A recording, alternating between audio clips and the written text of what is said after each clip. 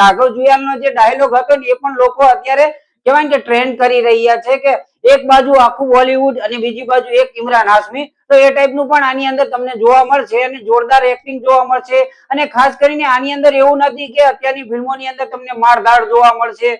ફૂલ dialog બાજી જોવા મળશે, એવું કઈ જોવા નહીં મળે. પણ જે જો તમે જોશો ને એ તમને એમ લાગશે કે રિયલમાં જે આપણા જે કસ્ટમ ડ્યુટી વાળા આ રીતના કામ કરતા હશે એ ટાઈપનું તમને ફીલ કરાવે છે આ વેબ સિરીઝ. તો વેબ સિરીઝ જે મસ્ટ વોચ છે, જે દરેકે જોવી જોઈએ. આની અંદર જે ફોરેન થી વસ્તુઓ લાવે છે ને બધું કઈ રીતે બધું ટૂંકમાં જે રસ્તો બતાવ્યો છે, ક્યાંથી ક્યાં સપ્લાય કરે છે, કઈ રીતે સપ્લાય કરે છે. અને આપણે જેમ જોયું છે કે નાના પાયે આપણે